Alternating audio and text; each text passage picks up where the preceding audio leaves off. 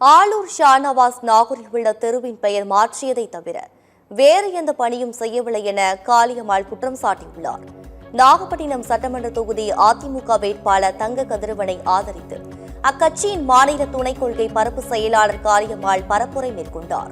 அப்போது பேசிய அவர், தமிழகத்தில் சிறுபான்மையினர் நாங்கள் தான் பாதுகாக்கிறோம் என்று கூறி வரும் திமுகவின் பிரச்சாரங்கள் இந்த தேர்தலில் எடுபடாது என்று தெரிவித்தார். இந்த தொகுதி எம்எல்ஏ ஆளூர் ஷானவாஸ் நாகூரில் உள்ள தெருவின் பெயர் மாற்றியதை தவிர வேறு எந்த பணியும் செய்யவில்லை என்றும், தற்போது போட்டியிடும் ஜவாஹிருல்லா வெளிநாட்டு நிதியை அரசு அனுமதியின்றி பெற்று ஓராண்டு சிறை தண்டனை பெற்றவர் என்றும் சாட்டினார்.